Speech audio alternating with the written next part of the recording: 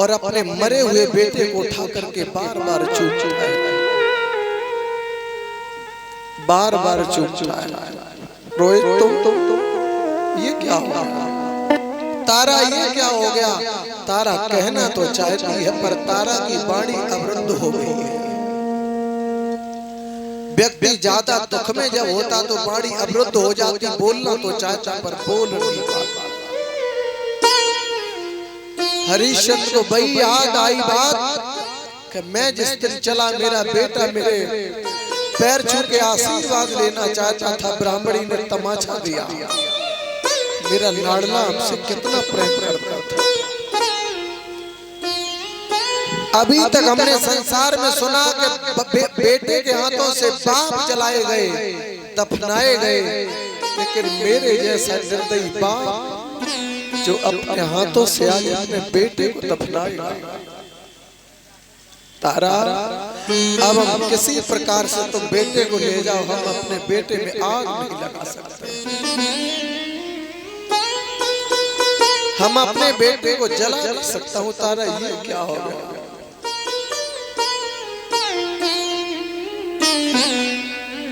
तारा भी बेचारी रोते रोते बेहोश हो गई है।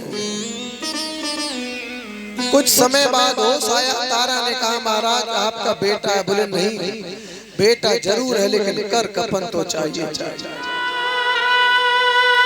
प्यारे, संसार में व्यक्ति सब कुछ सहन करता है, जब अपना कोई अपने के बीच में खत्म होता है, जिसने आपको बहुत ज्यादा प्रेम दिया हो, जिसने अपना जीवन का सब कुछ आपके ऊपर अर्पण कर दिया हो, उसकी लहस जब सामने रखी होती है तो भला उस व्यक्ति को कौन समझा सकता है? कौन समझा सकता है?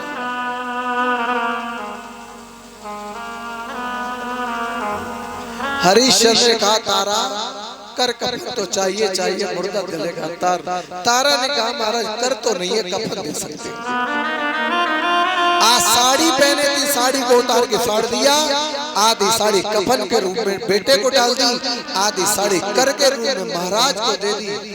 और अब हरिश्चंद्र ने कहा तारा लकड़ी बकड़ी तो इकट्ठी करो। तारा ने कहा प्रभु संसार में तुमने सुना होगा कि किसी मैया ने अपने कभी लाल को नहीं दफनाया, लेकिन उस जमाने में तो ऐसी माँ नहीं होती थी, लेकिन आज के जमाने में ऐसी माँ पैदा हो गई।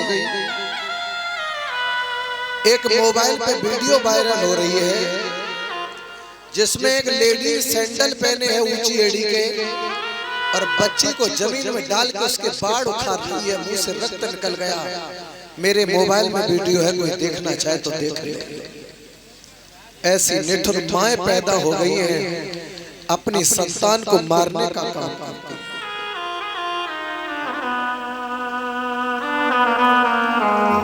माताओं, लड़का अगर पेट में आ गया तो तुम सोचती हो संसार में बाहर आ जाए, लड़की गर्भ में अगर आ गई तो तुम लड़की को गर्भ में मार देते हो।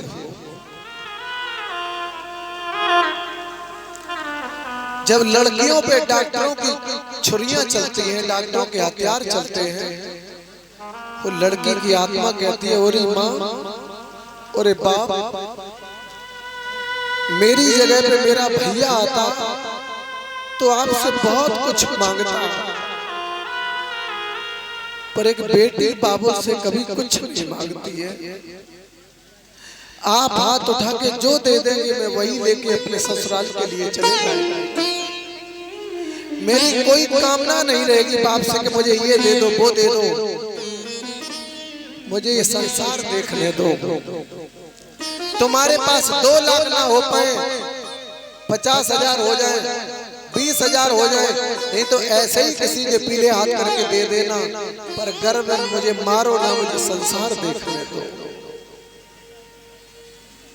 संसार देखने दो।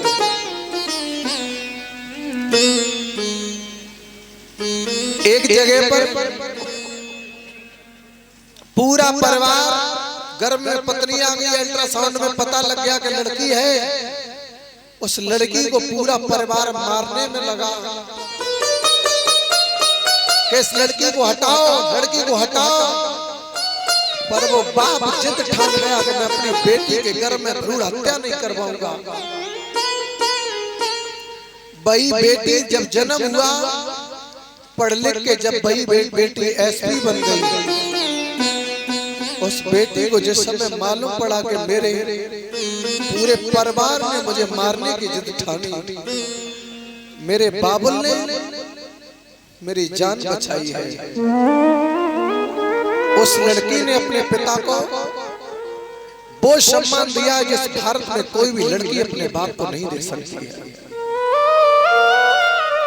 क्यों इन लड़कियों को गर्व में मार रहे हो?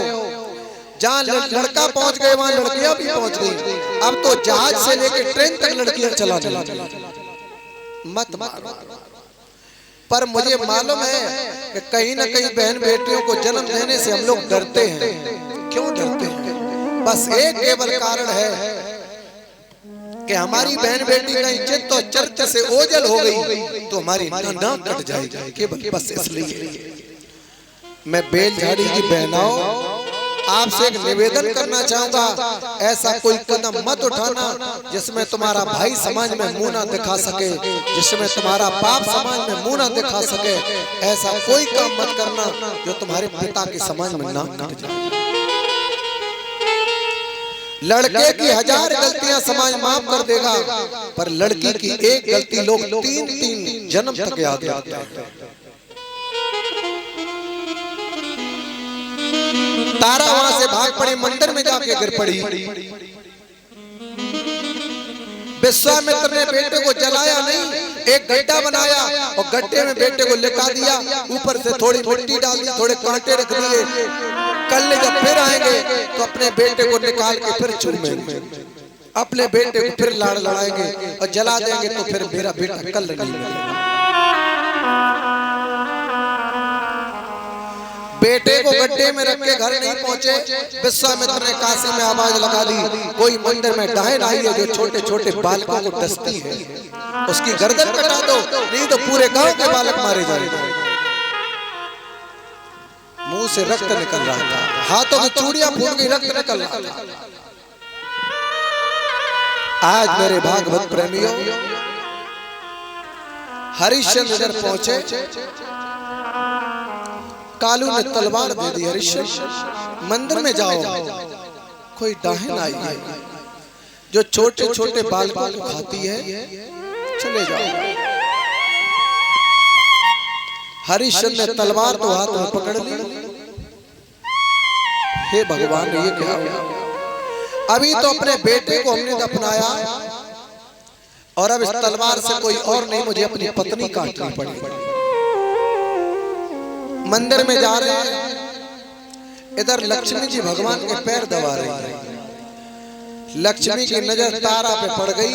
लक्ष्मी बोली, प्रभु आज सत मार्ग पे चलने वाली तारा जैसी स्त्री अगर मर गई तो धर्म और भगवान को कोई जीवन याद नहीं करेगा, कोई सत्य पे नहीं चलेगा।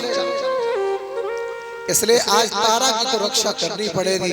भगवान ने केवल पीतांबर लिया, भगवान वहां से भाग पड़े। हरिश्चंद्र ने तारा के केस पकड़े, तारा तू। तारा रोने लगी, महाराज जल्दी मारो, जल्दी मारो। जिस माँ का बेटा दुनिया में नहीं है, उस माँ को अब जिंदा रहने से कोई फायदा नहीं है। मुझे खत्म कर दो, मैं नहीं रहना चाहता। देर मत लगाओ, जितनी जल्दी हो जाए उतनी जल्दी मुझे खत्म कर दो, मैं नहीं रहना चाहता। तारा ने हरिश्चंद्र के पैर पकड़ लिए, मुझे महाराज खत्म कर दो। हरिश्चंद्र ने म्यान से तलवार को खींचा है, क्योंकि कालू का आदेश था। और जैसे ही गर्दन में तलवार मारने के लिए चले, वैसे ही चक्र सुदर्शन भगवान प्रकट हो गए। हरिश्चंद्र की तलवार बीच में पकड़ ली। ठहर जाइए हरिश्चंद्र, सावधान। हरिश्चंद्र जैसे ही भगवान की आंखों में आंखें डाली, तलवार को छोड़ दिया, चरण पकड़ा,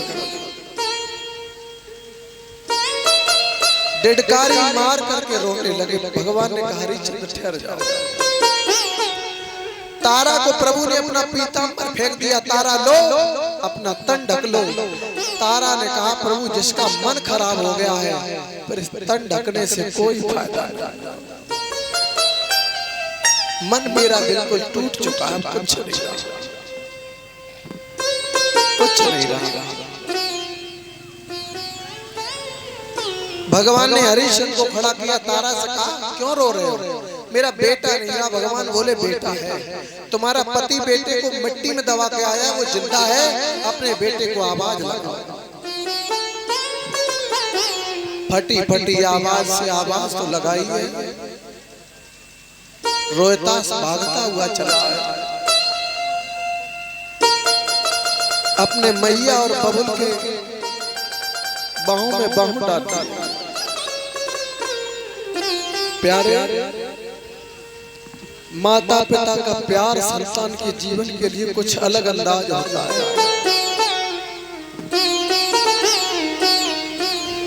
जिंदगी में माता पिता ने गरीबी में समय काटा,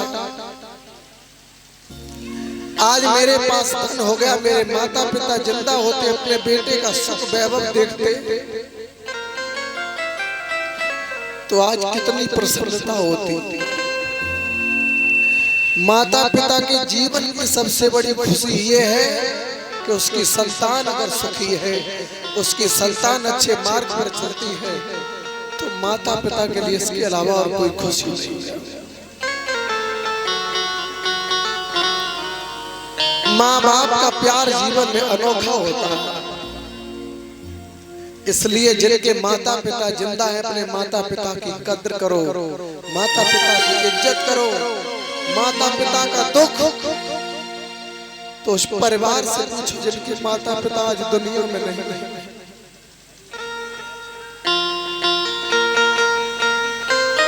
माता पिता जाने के बाद बेटियां घर में रह जाती हैं, भाइयों के चेहरे की तरफ देखती हैं।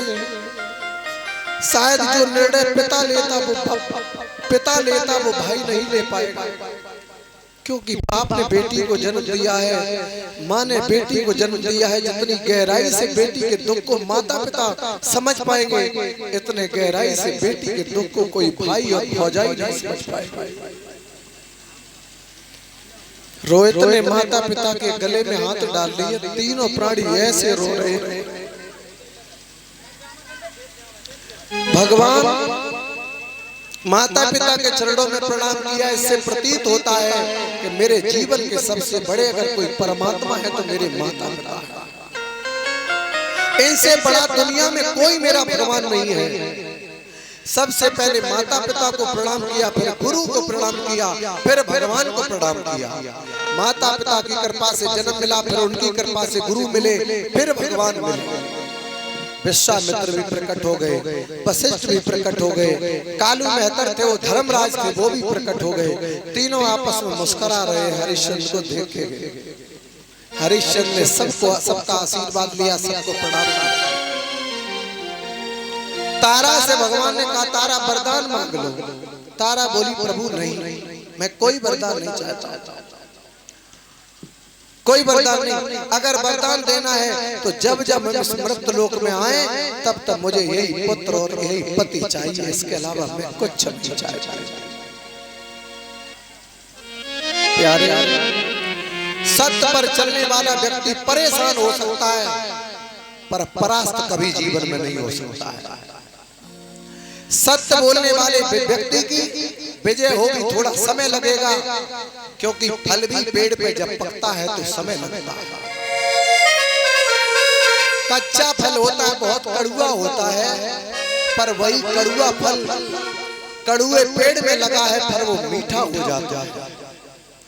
नीम की पत्ती कितनी कड़वी होती, नीम की लकड़ी कितनी कड़वी होती, पर नीम में जो फल निभौरी लगती वो कितनी मीठी होती है। तो याद रखना, जीवन के संघर्षों में लगे रहना, पर नीम के फल की याद कर लेना। नीम कड़वा है पर फल मीठा है। आपको संघर्ष मिल रहा है, आपको मुसीबत मिल रही है, पर जब कुछ समय बाद फल मिलेगा तो फल मीठा मिलेगा। फल आपको मीठा मिलेगा।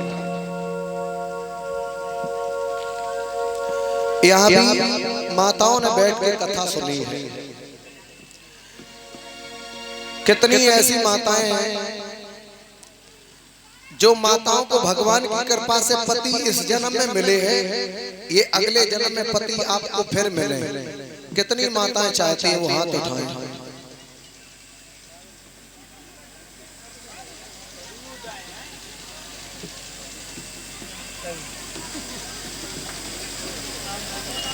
अब तो कम से कम अकल हमारे भाई लोगों की खुल जानी चाहिए।